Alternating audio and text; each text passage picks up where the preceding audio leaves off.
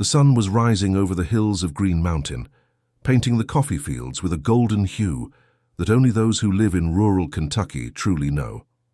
Thomas Miller, his 75 years etched into his face like furrows in the soil he had cultivated for so long, had been awake since 5 in the morning, just as he had been every day for more than 60 years. "Come on, Thunder," called the old rancher, as the large German shepherd stretched lazily before following him out of the weathered wooden house. Hope Ranch, as it was known in the region, had once been one of the most prosperous in Green Mountain. Today, with just a few head of cattle and some coffee plantations that had withstood the test of time, it was merely a shadow of what it once had been. But for Thomas, it was all he had. It was his life. "Good morning, Mr. Miller. Up early today, huh?" greeted Lucy, the only employee who still remained on the ranch, responsible for taking care of the house and preparing meals for her boss. "The day on the farm begins before the sun, Lucy. It always has been that way. Always will be," he replied, with a tired but sincere smile. While drinking his coffee on the porch, Thomas observed the expanse of his property. The landscape was breathtaking, green mountains in the background, the coffee plantation descending down the hillside, and the small creek that cut through his land. All of it was the fruit of a lifetime of work, but now, with his advanced age and without his children nearby, keeping everything running was increasingly difficult. "Letter from the bank arrived, Mr. Miller," Lucy interrupted his thoughts, handing him an envelope that he already knew what it contained. With calloused hands, Thomas opened the envelope and confirmed his fears. Another notification about the loan he had taken to try to save the last harvest. The debts were piling up, and the deadline to settle them was getting shorter. "Any problem, boss?" asked Lucy, concerned about the somber expression that took over the elderly man's face. "Nothing that a good day's work won't solve, woman," he answered, tucking the letter in his pocket and getting up to start his tasks. The morning was following its normal course when Thunder began to bark insistently toward the dirt road that led to the ranch. Thomas raised his eyes from the fence he was fixing and saw an unfamiliar pickup truck approaching. "Who could that be?" he muttered to himself while wiping his hands on his worn pants and walking toward the entrance of the property. The truck stopped, and a middle-aged man stepped out, around 50 years old, with an erect posture and an attentive gaze. He wore simple clothes, but there was something in his manner that indicated he wasn't a simple rural worker. "Good morning. I'm looking for Mr. Thomas Miller," said the man, approaching with firm steps. "That's me. How can I help you?" replied Thomas, while Thunder suspiciously sniffed the visitor's legs. "My name is John Parker. I moved to Green Mountain a few months ago. I was a police officer in Springfield for 30 years. Now I'm retired," he introduced himself, extending a hand that Thomas shook firmly. "I bought that small property near the river, the old Oliver farm." "Ah, yes, I heard someone had bought that land, but what brings you here?" asked Thomas, intrigued by the unexpected visit. John hesitated for a moment, as if choosing his words. Carefully, "Mr. Miller, I've noticed some strange things happening in the region since I arrived. Nothing too obvious, but when you spend 30 years observing suspicious behavior, you develop a sixth sense," he explained, lowering his voice. "I came to offer my help. I know you've been facing difficulties maintaining the ranch alone." Thomas furrowed his brow, divided between the natural distrust of a countryman and the real need for help that he had. "And why would you care about that?" "You barely know me," he questioned, direct as he always was. "Let's say I have my reasons to believe that your ranch might be vulnerable, and I can't close my eyes to situations like this anymore, even being retired," replied John, with a look that conveyed more than his words. At that moment, something in John's expression made Thomas feel that he could trust him. Maybe it was the fatigue of fighting alone. Maybe it was instinct. The fact is that after being isolated with his problems for so long, the idea of having someone willing to help was comforting. "Well, if you're really willing to help, I have a fence on the west side of the property that needs reinforcing." "You can start there," said Thomas with a slight smile appearing at the corner of his lips. John smiled back, satisfied that he had gotten what he wanted. a foot inside Hope Ranch. What Thomas didn't know was that John's visit wasn't as disinterested as it seemed. The ex-cop carried information and suspicions that, if confirmed, could forever change the quiet life of Green Mountain. If you enjoyed this story, don't forget to subscribe to our channel and give it a like. Tell us which city you're watching from. We continue. John's presence brought new energy to Hope Ranch. In the days following his arrival, the property began to receive small repairs that had been pending for a long time. Reinforced fences, fixed roofs, and even the old mechanical milking machine, which had been idle for months, was working again thanks to the former police officer's skills. "You're good at this," commented Thomas, watching John fix the tractor engine. "You don't seem like a man who spent his life chasing criminals." John smiled without shifting his attention from the engine. "My father had a repair shop. I grew up among tools and engines before joining the police force," he explained, tightening the last screw. "There, it should work now." When John turned the key, the tractor roared as if it had been reborn. Thomas couldn't contain a smile of satisfaction. It was the first time in weeks that something seemed to go right on his ranch. Lucy observed everything with suspicious eyes from the kitchen window. Since John's arrival, she had noticed changes in her boss's behavior. He seemed more animated, more willing, but there was something about the ex-cop that bothered her. As if he was always on alert, always observing. "I don't like that man, Thunder," she murmured to the dog who was lying near the wood stove. "He has eyes that see too much." Thunder just raised his head, looking at the woman as if he understood her concerns before going back to napping. Meanwhile, in town, John's arrival hadn't gone unnoticed. At Mr. Joseph's General Store, the nerve center of Green Mountain gossip, the current topic was precisely the outsider who had established himself in the region. "They say he was a cop in Springfield," commented Mrs. Zelda while selecting tomatoes. "And that he didn't retire by choice. He was forced to leave the department after an unresolved case." "That's nonsense, Zelda," retorted Mr. Joseph, weighing the vegetables on the metal scale. "The man just wants peace after a life in the city. Who wouldn't want to end their days in a quiet place like Green Mountain?" "If he wanted tranquility, why is he getting involved with Thomas Miller?" questioned Zelda, always ready for a good piece of gossip. "That ranch is 1 foot in the grave. Everyone knows the bank is going to take his land any time now." "Shh! Here comes Mark," warned Joseph, quickly changing the subject. A young man of approximately 25 years entered the store. Tall, athletic build, and with an ever-ready smile, Mark was known for doing odd jobs at various farms in the region. Recently, arrived in Green Mountain just like John, he had quickly won the sympathy of the local residents with his helpful manner and hard work. "Good morning, Mr. Joseph." "Good morning, Mrs. Zelda," he greeted enthusiastically. "Good morning, young man," replied Joseph. "Will you have the usual?" "Yes, sir, and you can add a bottle of whiskey." "I promised Mr. Gerald I'd bring him one this afternoon," said Mark, leaning on the counter. While Joseph gathered the items, Mark initiated an apparently casual conversation. "And that new man in town, the ex-cop, does anyone know what he's doing at Mr. Miller's ranch?" Mrs. Zelda didn't miss the opportunity to show that she was well informed. "Seems he's helping the old man, fixing things, reinforcing the ranch's security, as if there was anything to steal there," she added with a little laugh. Mark maintained his smile, but his eyes narrowed slightly. "Interesting.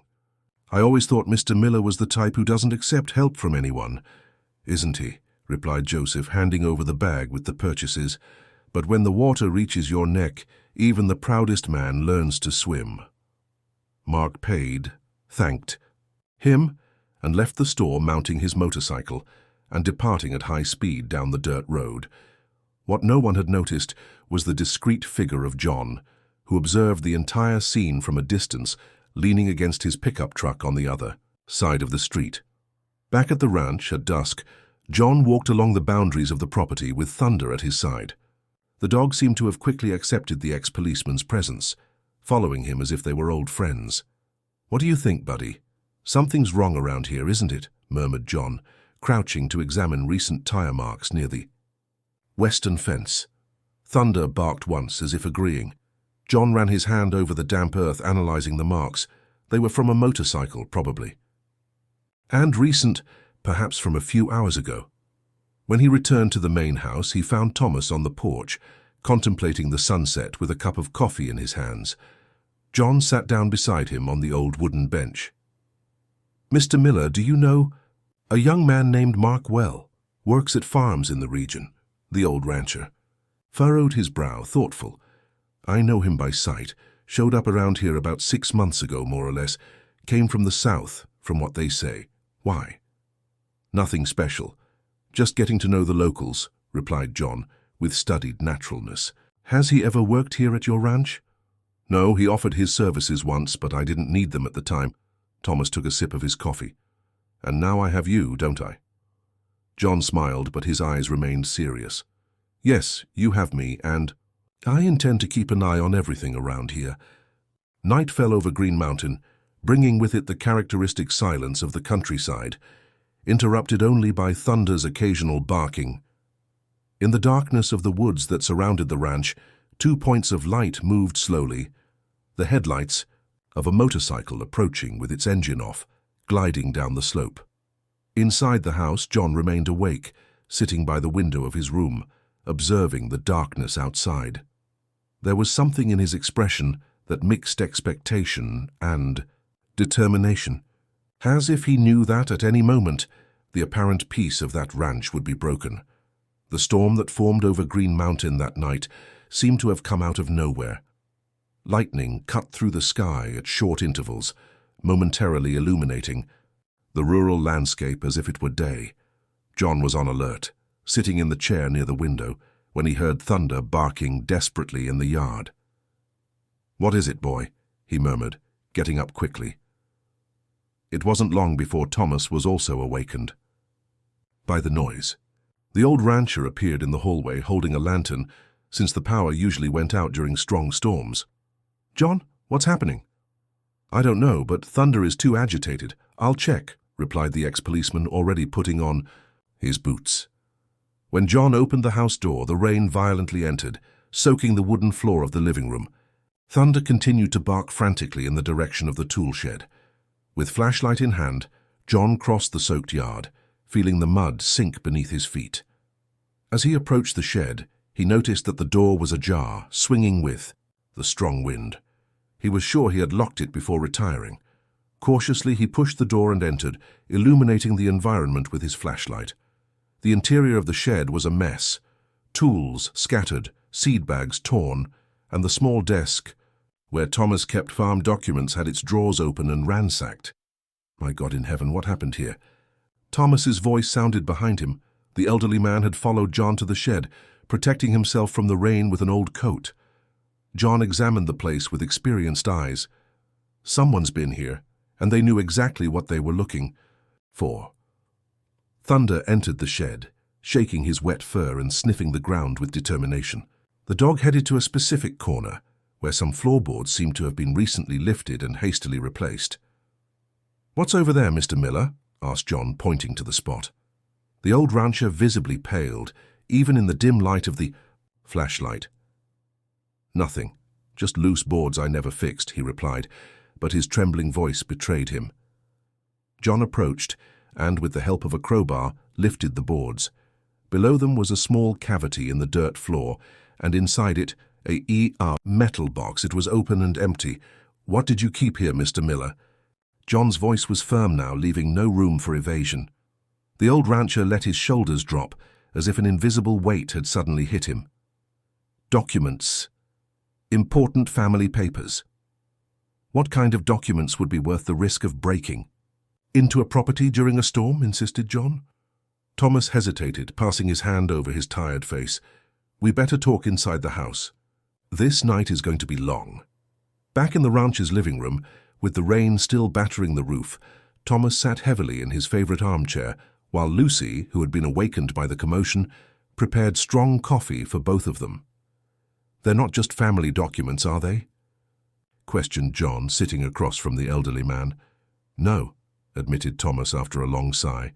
"They're deeds, land deeds that have belonged to my family for generations, lands that were irregularly divided." John frowned, intrigued. "What do you mean irregularly?" My father. Thomas hesitated as if the words were difficult to speak. My father was a man of his time. When the authorities came to demarcate the lands in the 1940s, he managed to register areas that weren't exactly ours. He falsified documents? Asked John directly. Not exactly. He took advantage of the confusion during the demarcation. Green Mountain was just a small village.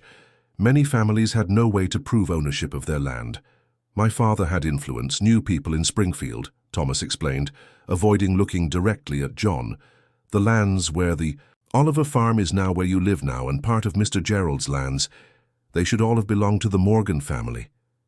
John slowly assimilated the information. And these documents would prove that? Yes. My father kept the original. Maps and deeds from before the demarcation. I think out of remorse he never had the courage to destroy them. Thomas took a sip of the coffee that Lucy had just served. When he passed, he made me promise never to reveal the truth. Said it would be our ruin. And why would someone be after these documents now, after so many years? Questioned John. Thomas raised his eyes, now with a glimmer of understanding. The dam project, of course. John leaned forward, interested. What project? There are rumors that the state government plans to build a dam that would flood part of the region's lands. A hydroelectric plant, explained Thomas. If that happens, the compensations will be worth millions, especially for lands near the river. The lands that, according to the original documents, belong to the Morgans. And who are the Morgans today? Just one person, Claire Morgan, granddaughter of old Justin Morgan. She lives in Springfield. She's a university professor. Rarely. Comes to Green Mountain, replied Thomas. But if she discovers the truth about her grandfather's lands, she could claim them legally, completed John. And with the original documents in hand, she would have a good chance of winning. A heavy silence settled in the room, broken only by the sound of rain and occasional thunder. John mentally analyzed the information, connecting dots that until then had seemed disconnected. Mr. Miller, do you know who might be interested in these documents? Who would have knowledge about them? Thomas shook his head negatively. Only Lucy knows, and my children perhaps, but they've been far from here for years. John cast a glance at Lucy, who remained standing near the kitchen door with an impassive expression. And what about this Mark? He started appearing around here exactly when rumors about the dam began to circulate, didn't he? Now that you mentioned it, yes, replied Thomas, thoughtful. But how would he know about the documents? That's what we need to find out, said John, getting up. Mr. Miller, you need to tell me everything you know about this dam project. Who's involved, which lands will be affected, who stands to gain, and who stands to lose from it. And I also need to know more about Claire Morgan. I have the feeling that we're just scratching the surface of something much bigger. Outside, the storm was beginning to abate. Thunder, who had been lying at Thomas's feet during the entire conversation, suddenly stood up and ran to the window, barking into the darkness. John quickly approached, but couldn't see anything beyond the shadows of trees swaying in the wind. "What is it, boy? See something?" he murmured to the dog. Thunder continued barking, insistent. John couldn't be sure, but he had the distinct feeling that they weren't alone. Someone was watching the house hidden in the darkness of the rainy night, and that someone had just discovered that the documents they were looking for were no longer there. The next morning dawned clear and fresh, as if the previous night's storm had completely washed Green Mountain. John got up at the first ray of sun and found Thomas already in the kitchen, preparing his own coffee. The old rancher seemed not to have slept much. The deep circles under his eyes gave away his sleepless night. "I've been thinking," said Thomas, as soon as he saw John enter. "The kitchen. We need to find out where those documents went. If they fall into the wrong hands in—" "I agree," replied John, sitting at the table, "and we have to be quick. Whoever broke into the shed last night will realize the documents weren't there." Thomas frowned, confused. "What do you mean? You saw it yourself. The box was empty." John smiled slightly, a smile that didn't reach his eyes. The box was, but that doesn't mean the documents were found. Understanding illuminated Thomas's tired face. "You think they might be hidden somewhere else?" "It's a possibility." John took a sip of the coffee Thomas had just served. Mr. Miller, I want you to tell me everything that happened in the last few months. Who came to the ranch, who asked strange questions, anything out of the ordinary. Thomas sat down heavily, lost in thought for a few moments. Well, as I said yesterday, Mark appeared in the region about 6 months ago. At first he did small jobs at neighboring farms. Then he started getting closer, making friends with the people here. He paused. Now that I think about it, he always asked many questions about land boundaries, about documentation. I thought it was just curiosity. And the dam project, when did the rumors start? About 3 months ago. First it was just conversations at Joseph's store, people saying they had seen engineers taking measurements near the river. Then a small note appeared in the regional newspaper about a feasibility study for a hydroelectric plant, Thomas explained. That's when things started to change around here. Suddenly buyers appeared interested in lands near the river, offering values well above market price. And did anyone sell? Gerald almost did. He's old, has no children. The offer was tempting, replied Thomas. But at the last minute he gave up, said he felt something strange about the buyer, a certain Richard Myers, who introduced himself as a businessman from Springfield. John mentally noted the name. And what about Claire Morgan? You said she rarely comes to Green Mountain. When was the last time she was here? Thomas thought for a few moments. Must have been about 2 years ago. She came for her aunt's 90th birthday, old Mrs. Eunice, who still lives in town. Claire doesn't have much contact with the family here, from what I know. Her father left Green Mountain very young, upset about the loss of the lands. He never accepted what happened, but had no way to prove anything. So she probably doesn't know about the existence of these documents, concluded John. I believe not. Or at least she didn't know until recently, replied Thomas with concern in his voice. John stood up, determined. I'm going to town. I need to talk to some people, probe what's happening. You stay here, and please, don't comment about our conversation. With anyone, not even Lucy. Thomas nodded gravely. John took the keys to his pickup truck and left, accompanied by Thunder, who seemed determined not to leave him alone. In town, the central square of Green Mountain was busier than normal for a Wednesday morning. A group of people gathered in front of the town hall, where a banner announced Public Meeting Green River Hydroelectric Project, today at 2 p.m. John parked his pickup truck and discreetly approached the group, with Thunder at his side. Recognized some faces, Mr. Joseph, Mrs. Zelda, old Gerald, and there was also Mark animatedly talking with a suited man whom John didn't know. It's really a great opportunity for Green Mountain, the suited man was saying, gesturing enthusiastically. Their teamers. The hydroelectric plant will generate jobs, development, tourism, and of course those who own land in the affected area will be generously compensated. And what about the situation of small producers, Dr. Myers? Asked Mr. Joseph. Not everyone has nice deeds like the big ranchers. John perked up his ears. So that was Richard Myers, the man who almost bought Gerald's land. That's precisely one of the points we'll discuss at today's meeting, replied Myers with a rehearsed smile. The state government is committed to resolving all land ownership issues before starting the project. Nobody will be left unsupported, I guarantee. While the conversation continued, John observed Mark discreetly move away from the group and enter Mr. Joseph's store. Deciding it was a good opportunity for an approach, John followed him, leaving Thunder tied near his truck. Inside the store, Mark was on the phone, speaking in a low voice in a secluded corner. John pretended interest in some products on the shelves, getting close enough to catch fragments of the conversation. Weren't there? Someone must have moved them. Yes, I'll keep looking. The meeting is today. We need those papers before... Mark abruptly interrupted the conversation when he noticed John's presence. I need to hang up. I'll call you later. Good morning, John greeted casually, as if he had just noticed him. You work at farms in the region, don't you? I think I've seen you a few times. Mark put the cell phone in his pocket, forcing a smile. Yes, I do some work around here. I'm Mark. He extended his hand, which John shook firmly. John Parker. I recently moved to the old Oliver farm. Ah, the ex-cop, exclaimed Mark with sudden interest. I've heard about you. You're helping old Miller, aren't you?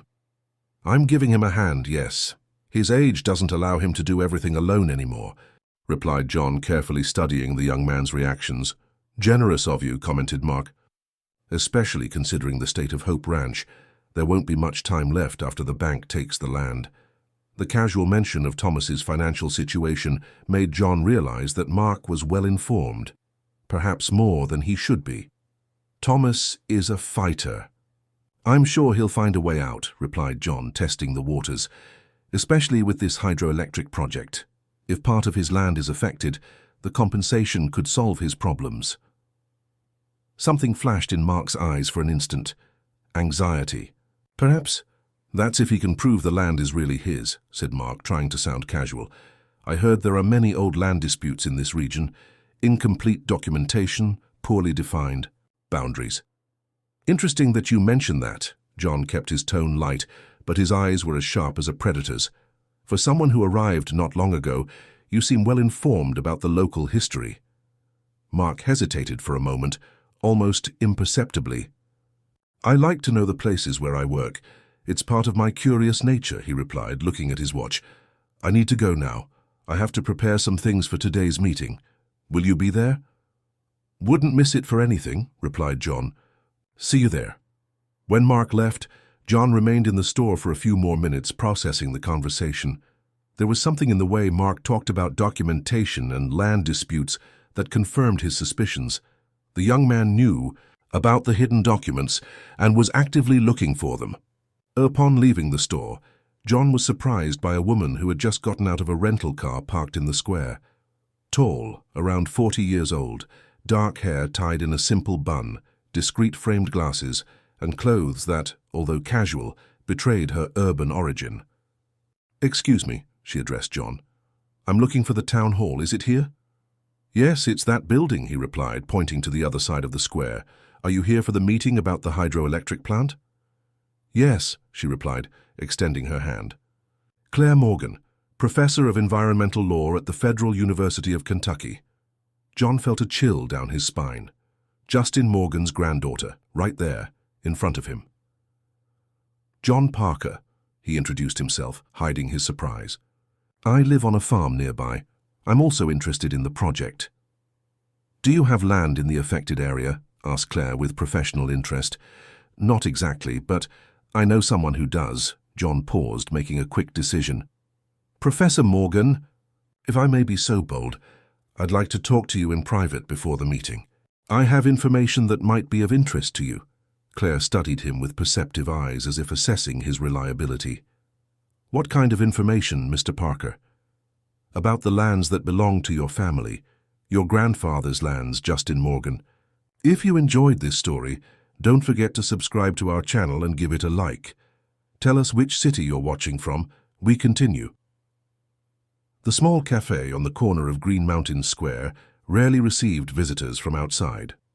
The owner, Mrs. Isabella, widened her eyes when John and Claire Morgan entered together and chose the most secluded table near the window. Coffee for two, Mrs. Isabella, please, requested John, while pulling out the chair for Claire to sit. The professor maintained a controlled expression, but her eyes betrayed the anxiety she felt. So, Mr. Parker, what do you know about my grandfather's lands? She asked, as soon as Mrs. Isabella moved away to prepare the coffee. John looked around, making sure there was no one nearby before speaking. Professor, what I'm about to tell you will seem surprising, perhaps even difficult to believe, but I have reasons to think that your grandfather was unjustly deprived of a considerable part of his lands many decades ago. Claire showed no surprise. That's not news to me, Mr. Parker. My father talked about it his entire life. He said that old Miller had manipulated the land demarcation in the 1940s, but we never had proof. It was just the word of a bitter man. And what if I told you that proof exists? John lowered his voice even more. Documents, original deeds, maps from the time that prove that the lands where Hope Ranch, Oliver Farm, and part of Gerald's lands are today were, in fact, the legitimate property of your grandfather? Claire's eyes widened slightly. That would change everything. She took a deep breath. With documents like that, I could legally claim. But wait, how do you know this, and where are these documents? I work at Hope Ranch with Thomas Miller. He told me about the documents last night after we discovered that someone had broken into the property during the storm. John paused while Mrs. Isabella served the coffee and moved away again. I believe whoever broke in was looking for these papers, but didn't find them. They were hidden somewhere else. Claire brought the cup to her lips, thoughtful. Why would Thomas Miller reveal this information to you, and why are you sharing it with me now? He had no choice. The break-in forced him to explain what was happening, replied John. As for why I'm telling you this, well, let's say my police instinct tells me there's much more at stake here than a simple land dispute. Police? Claire raised an eyebrow. Retired, clarified John. I worked 30 years in the Springfield Police Department. Claire studied him for a few moments, as if trying to determine if she could trust him. Mr. Parker, I don't understand what your role is in all this. If these documents prove that the lands where you currently work actually belong to my family, why would you help me recover them? John smiled slightly. 2 reasons. First, I have a strong sense of justice. Second, I believe there are dangerous people after these documents, people who would do anything to get them before you, and that intrigues me. Richard Myers, murmured Claire. John leaned forward, interested. You know him? Not personally, but 3 weeks ago he sought me out at the university. Said he represented a group of investors interested in hydroelectric projects and had discovered that my family might have rights to lands in Green Mountain, Claire explained. He offered to finance a lawsuit in exchange for a partnership in future profits. I found it strange and refused. A week later, I received a notification about today's meeting. And you decided to come on your own, completed John. Exactly. I'm a professor of environmental law, Mr. Parker. I know well the impacts that projects like this can have on small communities. I wanted to see for myself what's happening, she paused. But I confess I was also curious about my grandfather's. Gaz, I never believed that one day I could prove what my father always claimed. John took a long sip of coffee, organizing his thoughts. Professor, I'd like to propose an alliance. Let's work together on this. You with your legal knowledge, me with my investigative experience. We can discover who's really behind this hydroelectric project and recover the documents that prove your family's right. And what about Thomas? Miller? Won't he oppose it? Thomas is an old and tired man. I believe that deep down he feels the weight of what his father did. I think he would be relieved to see the situation finally resolved, even if it means losing part of his lands, replied John. Besides, he has more urgent problems. The bank is about to take the farm because of accumulated debts. Claire pondered for a few moments, drumming her fingers on the table. All right, Mr. Parker, I accept your proposal.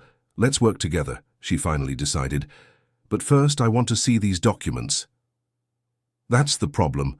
We don't know where they are. Thomas kept them in a box hidden under the shed floor, but when we checked last night, the box was empty, explained John. But I have a theory about what might have happened. Before he could continue, the cafe door opened and Mark entered, accompanied by Richard Myers. The 2 men stopped when they saw John and Claire sitting together. John noticed how Mark slightly paled. Professor Morgan. What a surprise to find. You here?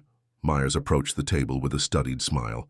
I see you're already getting to know the local residents. Dr. Myers, Claire responded coldly. Yes, Mr. Parker is telling me a bit about the region's history. Fascinating how some lands around here have such controversial stories. Myers maintained his smile, but his eyes narrowed slightly. I hope to see you at the meeting shortly, he said, before moving away to a table on the other side of the cafe where Mark was already waiting for him. So, that's the famous Richard Myers, murmured John. And it seems our friend Mark works directly for him.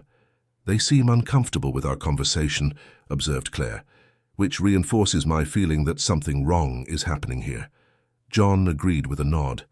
We need to find those documents before they do, and I have an idea of where to start looking. On the other side of the cafe, Myers and Mark conversed in low voices, occasionally glancing at John and Claire. This complicates things, murmured Myers. If she discovers about the documents before the preliminary agreement is signed. Don't worry, we're almost there, replied Mark. I'm sure we'll find them in time. Meanwhile, at Hope Ranch, Thomas was sitting on the porch with thunder at his feet. The old rancher seemed lost in thought, absent-mindedly petting the dog's head when Lucy appeared with a cup of tea. "Are you worried about something, Mr. Miller?" she asked, handing him the hot beverage. "Lucy," he began after a long sigh, "you've worked with me for more than 30 years. You're almost family. I need to ask you something important." The woman's expression remained impassive. "You can ask, boss. Do you know where the documents I kept in the shed are? The old family papers?" Lucy's eyes widened for a moment, but she quickly regained her composure. "Why are you asking me that?" "Because someone broke into the shed last night, and the box where I kept them was empty. But I'm sure they were there 2 weeks ago when I needed to check a boundary." Lucy hesitated, as if carefully weighing her words. "Mr. Miller, there are more people interested in those papers than you imagine. Dangerous people." The town hall of Green Mountain had never been so full. Practically all the residents of the small town were present for the meeting about the hydroelectric project. Ranchers, merchants, local school teachers, and even the elderly who rarely left their homes had come, eager to understand how the project would affect their lives. John and Claire entered together and chose seats in the last row, allowing a privileged view of all present. Richard Myers was already at the front of the hall, animatedly conversing with Mayor Arthur, a short, plump man who seemed enchanted with everything the businessman said. "Look at him," murmured Claire. "He's already completely won over the mayor." "And not just him," replied John, discreetly pointing to several local ranchers who were waiting their turn to speak with Myers. "He knows how to create allies." In the first row, Thomas Miller had just arrived, accompanied by Lucy. The old rancher seemed dejected but determined. John tried to catch his eye, but Thomas avoided any eye contact, sitting rigidly in his place. "Something happened," whispered John to Claire. "Thomas is different." Before Claire could respond, Mayor Arthur climbed onto the small improvised platform and asked for silence, starting the meeting. "Dear citizens of Green Mountain, we are here today to discuss a historic opportunity for our town," he began with evident enthusiasm. "The Green River Hydroelectric Project can transform our small community into a regional development hub, bringing jobs, tourism, and prosperity for all of us." A murmur of approval ran through the hall. The mayor continued. "To present the project details, I invite Dr. Richard Myers, representative of the Green River Energy Consortium." Myers took the mayor's place with the ease of someone accustomed to public speaking. Wearing an impeccably tailored suit, he displayed a confident smile. "Good afternoon, everyone. It's a pleasure to be in Green Mountain, a town with so much potential," he began, while his assistant turned on a projector showing maps of the region. "As you can see on this map, the project plans to build a dam at this point of the river, creating an artificial lake that will flood this area highlighted in blue." The murmurs increased when those present began to recognize their properties on the map. "I know many of you have lands in this area, and it's natural that you're concerned," continued Myers with an understanding tone. "That's why our consortium is committed to offering fair and generous compensation for all affected owners. In fact, we're willing to pay values up to 30% above market price." More whispers of approval, now more animated. Additionally, Myers continued, "The project will create about 500 direct jobs during construction and at least 100 permanent positions after completion, not to mention the tourism that the lake will attract, bringing new hotels, restaurants, and businesses to Green Mountain." John carefully observed the audience's reactions. Most seemed enthusiastic about the development prospect. Few showed skepticism. Among these, he noticed Claire furiously making notes in a small notebook. "Now I'd like to open for questions," concluded Myers, after a few more minutes detailing the project's benefits. Hands immediately went up. Myers pointed to Mr. Gerald, who was in the second row. "What about land documentation?" asked the elderly man with a trembling but firm voice. "Many of us have possessed land for decades, but don't have formalized deeds." "Excellent question," replied Myers without losing his smile. "Our legal department is prepared to help regularize documentation. In fact, we have a special program to fund the regularization process for those who can't afford it." Another. Hand went up. This time it was Mrs. Zelda. And our water? The river is the main source for all of us. What will happen to it after the dam? Water quality will be preserved and even improved, assured Myers. The environmental studies, which can be consulted by everyone, show that the dam will increase the supply of treated water for the region. John noticed how Myers had ready answers for all questions, as if he already expected each one. He was a well-prepared man, which made him even more dangerous. Finally, Claire raised her hand. Myers hesitated for a moment before giving her the floor. "Dr. Myers, I'm Claire Morgan, Professor of Environmental Law at UFK," she introduced herself, standing up so everyone could see her. "I read the preliminary environmental impact report provided by the consortium, and I noticed some serious inconsistencies. For example, there's no detailed mention of the impact on the endemic aquatic fauna of the Green River, nor studies on possible siltation downstream of the dam. Additionally, the calculations of flooded area seem underestimated by at least 20%, which would affect many more properties than those indicated on your map." A tense silence took over the hall. Myers maintained his smile, but his eyes narrowed slightly. "Professor Morgan, I appreciate your observations. The preliminary report is just that, preliminary. We are conducting more in-depth studies that will address all these issues before the project's final approval," he responded, with studied calm. "As for the flooded area, I can guarantee that our engineers used cutting-edge technology for the measurements, but we're open to revisions, of course." "Another question, Dr. Myers," continued Claire, relentless. "Has your consortium obtained all the necessary preliminary licenses from the State Environmental Secretary? Because according to my information, the process is still in the initial analysis phase." Worried murmurs began to emerge. Myers adjusted his tie, visibly uncomfortable.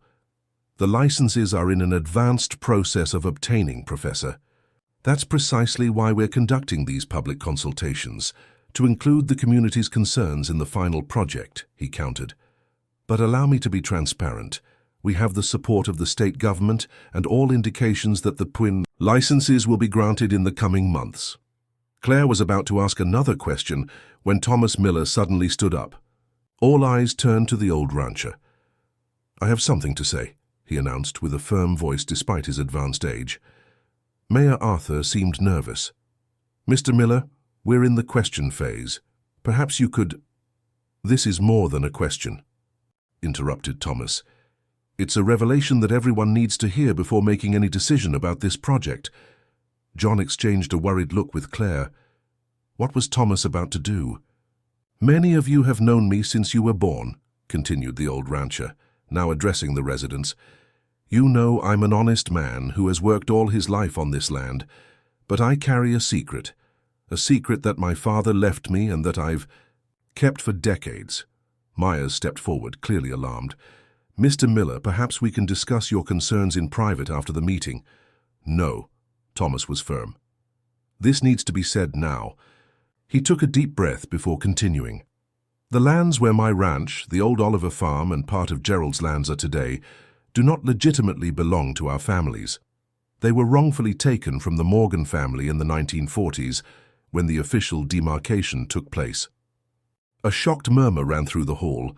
Claire widened her eyes, surprised at the public confession. "My father manipulated the records, taking advantage of his influence at the time," continued Thomas, while the hall sank into absolute silence. "I have kept the original documents, which prove the true ownership of these lands. And now with this hydroelectric project, I can no longer keep this secret. It would be profiting twice from an injustice." John observed how Mark, seated near the platform, exchanged worried looks with Myers. The businessman seemed to be trying to maintain his composure, but it was evident that Thomas's revelation had ruined some plan. "And where are these documents, Mr. Miller?" asked John loudly, also standing up. Thomas turned to face him. "The documents are safe," replied Thomas, facing John firmly. "Lucy removed them from the box a few weeks ago when she began to notice strange people prowling around the ranch. All eyes turned to Lucy, who remained impassive, standing beside Thomas. The woman, always discreet and quiet, was now the center of attention. "It was Lucy who alerted me about Dr. Myers's and his assistant Mark's intentions," continued Thomas. She overheard a conversation between them in town about how they planned to obtain the documents to prevent the truth about the lands from coming to light before the hydroelectric project was approved. Myers stepped forward, his professional composure beginning to crumble. "This is absurd, a slanderous accusation," he exclaimed, addressing the mayor. "Mr. Mayor, I suggest we return to the focus of the meeting. We are here to discuss the future of Green Mountain, not to revive supposed disputes from the past." Mayor Arthur seemed completely lost, looking from Myers to Thomas without knowing how to proceed. Perhaps it's better we postpone the meeting," he suggested hesitantly. "No way," Myers shot back. "We have state government representatives who came especially for this presentation. We cannot waste this opportunity." Claire seized the moment to intervene. "Mr. Mayor, as an expert in environmental law, I must warn that any project involving expropriations and compensations must have absolute clarity regarding the ownership of the affected lands," she spoke with authority. "If there are legitimate disputes about the property of areas that will be flooded, the entire process needs to be re-evaluated." Myers shot a furious look at Claire. "You came here just to obstruct the progress of Green Mountain, didn't you?" he accused. "Your position against the region's development is already clear." "Don't distort my words, Dr. Myers," Claire responded calmly. "I'm in favor of sustainable development, which respects the law and the rights of everyone involved." John carefully observed Mark's reactions as the discussion unfolded. The young man seemed increasingly nervous, constantly checking his watch and exchanging messages on his cell phone. Something was happening that wasn't visible to everyone. Suddenly, Thunder, who was lying near the hall's door, started barking furiously. Everyone turned to see what was happening. Through the main door, 3 unknown men entered hastily, heading to where Myers was. "The documents are gone from the hiding place," one of them whispered in Myers's ear, but loud enough for John, with his hearing trained by years of investigation, to catch. Myers's expression hardened. He turned to the mayor. "I suggest we end this meeting now and reschedule it for when tempers are calmer," he said, trying to maintain control of the situation.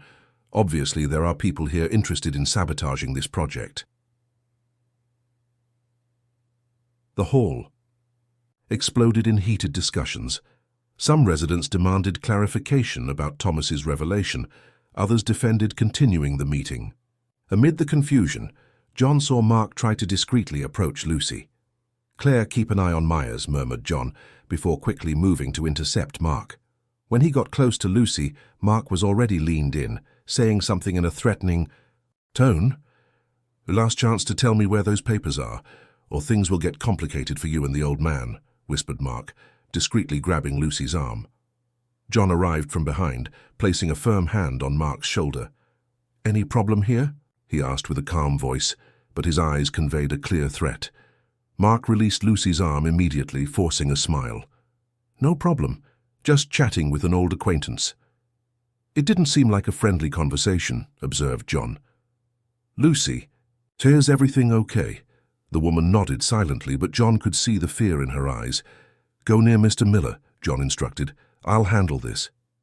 When Lucy moved away, John faced Mark directly. "Listen carefully, young man. I'm a former police officer. I recognize a threat when I see one. Stay away from her and Thomas, or we'll have serious problems." Mark maintained his smile, but his eyes were cold as ice. "You have no idea what you're getting into, Parker. This is much bigger than you imagine." "Then enlighten me," John provoked. Before Mark could respond, a crash was heard. Someone had knocked over the projector, and the confusion in the hall increased. Taking advantage of the distraction, Mark quickly moved away, joining Myers and the other men who had just arrived. Across the hall, Claire had approached Thomas and was now talking intensely with the old rancher. John moved through the agitated crowd to reach them. "We need to get out of here," said John as soon as he arrived. "Myers brought reinforcements, and they don't seem the type to respect democratic meetings." Thomas nodded gravely. "Let's go to my ranch. We can talk more safely there," agreed the elderly man. "Claire, you come with us. There's much I need to tell you, as Justin Morgan's granddaughter." The four, John, Thomas, Claire, and Lucy, managed to discreetly leave the hall while the meeting dissolved into chaos. Thunder faithfully followed them to John's pickup truck. "They'll follow us," commented Lucy, looking through the rearview mirror as they moved away from town. "Probably," agreed John, "but we have some advantage. I know these roads now, and the truck is good on rough terrain." Thomas, seated in the passenger seat, seemed strangely calm for someone who had just unleashed a storm. "You planned this, didn't you?" asked John as he drove down the dirt road. "The public confession, everything." The old rancher showed a faint smile. "I planned to tell the truth, yes. I carried this weight for too long," he replied. "When I realized what Myers was plotting, I knew it was time to act. But I didn't expect things to get so intense." "Where are the documents, Mr. Miller?" asked Claire from the back seat. "They are crucial to prove what you said." Thomas exchanged a significant look with Lucy through the rearview mirror. "They're in a place that neither Myers nor his henchmen would think to look," replied the woman with surprising confidence, for someone normally so reserved. "Under the floor of the abandoned chapel near the creek, the one your grandfather built, Miss Claire." Claire's eyes widened. "The chapel of St. James? It still exists?" "Abandoned but standing," confirmed Thomas. "Your grandfather built it when he still owned all those lands. It was the only thing my father didn't have the courage to tear down. Maybe out of superstition, maybe out of some late remorse." John adjusted the rearview mirror to check the road. Behind them, "We have company," he announced, observing two black pickup trucks approaching rapidly. "Hold on." John accelerated down the dirt road, skillfully dodging the holes and rocks that dotted the path. The two black trucks followed them, reducing the distance with each curve. "I know a shortcut," said Thomas, pointing to an almost imperceptible trail on the right. "Turn there, it crosses Little Joe's abandoned coffee plantation and comes out near the chapel." Without hesitation, John sharply turned the wheel, making the truck skid before entering the narrow trail. Tree branches scratched the sides of the vehicle as they advanced through the seldom-used path. "They don't know this shortcut," commented Lucy, observing the trucks that continued on the main road. "They'll go around, but that gives us a few minutes advantage." The vehicle violently shook as it crossed the abandoned coffee plantation. After a few tense minutes, they emerged in a small clearing where a stone chapel stood, small and modest, but still intact, despite evident abandonment. "The Chapel of St. James," murmured Claire with emotion in her voice. "My father told me stories about this place. Said my grandfather built it with his own hands." They quickly got out of the truck. Thunder was the first to enter the chapel, as if inspecting the place to ensure it was safe. The interior was simple. A small carved wooden altar, some benches, worn by time, and windows with colored stained glass, many of them broken, allowing beams of colored light to dance on the dusty floor. "There," Lucy pointed to a stone slab near the altar. "Under that stone." John and Thomas knelt and, with some effort, managed to lift the heavy slab. Underneath was a small compartment excavated in the earth, and inside it, a metal box identical to the one that had been found empty in the shed. "It's an exact copy," explained Thomas, raising the box. "My father always left copies of everything.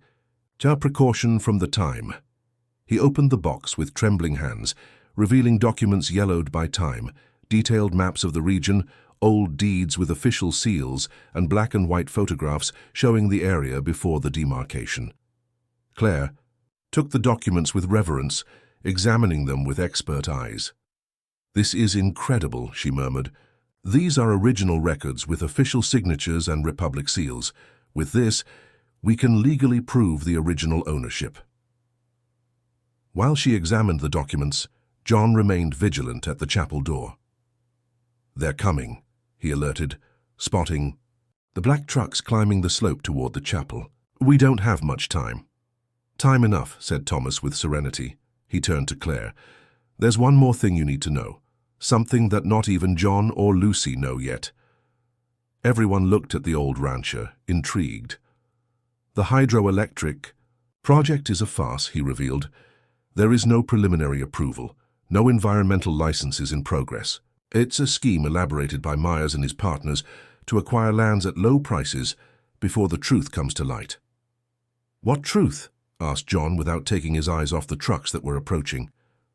Gold, replied Thomas simply. There's gold in these lands, a lot of gold. Claire widened her eyes, incredulous. Gold? How? My father discovered it decades ago, but kept it secret. It was on the Morgans' land, mainly, continued Thomas. He recorded everything in a diary that's also in this box. Detailed descriptions of places where he found nuggets, prospecting maps, everything. And Myers discovered this, concluded John, finally understanding. That's why all this elaborate operation. He doesn't want to build a hydroelectric plant. He wants to illegally exploit the gold. Exactly, confirmed Thomas. I discovered the truth when Lucy overheard a conversation between Myers and his partners at Joseph's store. They were talking about recent geological studies that confirmed the auriferous potential of the region. The hydroelectric plant would be just a facade to justify earth movements and heavy machinery. Thunder began to bark furiously, alerting them that the pursuers were close. We need to get out of here, urged John. Take everything and let's go. There's no time, replied Lucy, looking through the broken window of the chapel. They've already surrounded the place. John quickly assessed the situation. Indeed, the two black trucks had strategically parked, blocking possible escape routes. Myers, Mark, and 4 more men of intimidating appearance descended from them. Is there another way out of here? John asked Thomas. The old rancher shook his head negatively. No, but maybe we don't need to run, he said with surprising calm. I have one last trump card. He removed a sealed envelope from the box and handed it to Claire. Open this only if something happens to me, he instructed. Now everyone stay behind me. I'll talk to them. Before they could protest, Thomas headed for the chapel door, erect and dignified despite his advanced age. John, respecting the elderly man's determination, but not wanting to leave him unprotected, followed close behind with Thunder at his side, ready to attack at the slightest sign. Outside the chapel, Myers advanced with a forced smile on his face. Mr. Miller, what a peculiar place for a meeting, he said, feigning cordiality. We need to talk about your unexpected revelation at the town hall. There's nothing more to talk about, Myers, replied Thomas firmly. Your scheme is over. I know everything about the gold and about your real plans for these lands. Myers' smile instantly disappeared. Foolish old man, he hissed. You have no idea of the power we're facing. There are powerful interests behind this project. Interests that go far beyond a small land dispute in Green Mountain. What interest would those be, Myers? Claire's voice sounded firm as she exited the chapel, holding the documents. Because I have enough evidence here not only to invalidate any project in the region, but also to open an investigation into your activities in recent months. Mark stepped forward, threatening. Hand over those documents now, and maybe we can reach an agreement that benefits everyone. There will be no agreement, intervened John, placing himself beside Thomas. The documents will stay with their rightful owners, and the fake hydroelectric project will be exposed for the fraud it is. Myers made a subtle gesture, and his men began to slowly approach, surrounding the group. You're making a serious mistake, Parker, warned Myers. I have connections you can't even imagine. I can make your peaceful retirement become a bureaucratic hell. I can make you lose everything. Just like you plan to do with everyone here in Green Mountain, John countered. Using a ghost hydroelectric plant to take lands that hide gold? Myers's men continued approaching, the tension increasing with each second. That's when the noise of vehicles interrupted the confrontation. 3 state environmental police vehicles appeared on the road, followed by 2 official cars from the district attorney's office. What is this? Murmured Myers, visibly disconcerted. Claire smiled calmly. This, Dr. Myers, is what happens when an environmental law professor with good contacts in the DA's office realizes something is wrong with a hydroelectric project. Yuka, before coming to Green Mountain, I sent a detailed report pointing out the inconsistencies in your project, explained Claire. When I learned from my Aunt Eunice that there were rumors about you buying lands in the region, I connected the dots. I didn't know about the gold, of course, but I knew something illegal was happening. The environmental police officers and prosecutors began to get out of the vehicles, approaching the group. Myers looked around, desperate, until his gaze crossed with Mark's. Something silent was communicated between them. "This isn't over," murmured Myers to Thomas, before turning to receive the newcomers with his professional smile restored. "Officer, what a pleasure to have you here in Green Mountain," he exclaimed as if nothing was happening. "We were just discussing the environmental aspects of the project." The officer ignored Myers, heading directly to Claire. "Professor Morgan, I'm Lieutenant Sampson. We received your report, and the prosecutors have ordered a complete investigation into the Green River Energy Project." While the official procedures began with the prosecutors requesting documents and the police isolating the area, John approached Thomas, who was observing everything with an expression that mixed relief and fatigue. "It's over, Mr. Miller," said John softly. "You did the right thing." The old rancher sighed deeply. "I only regret not doing it sooner. I carried this secret for so long."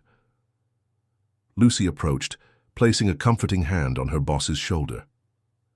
"It's never too late to fix a mistake, boss." Thunder, sensing that the immediate danger had passed, relaxed beside them, vigilant but calm. Claire, after delivering the documents to the prosecutors and briefly explaining the situation, joined the group. "And now?" she asked, looking at Thomas. "What happens with the lands?" Thomas smiled for the first time that day. "Now they return to who they should have always belonged to, you as the legitimate heir of the Morgans." "But what about you? Your ranch?" "I'm old enough to start over in a smaller place," he replied. "Besides, I always liked coffee more than cattle. Maybe it's time to focus only on what I really love doing." John observed the scene with satisfaction. In a few days, his peaceful life as a retiree had transformed into an adventure worthy of his police days.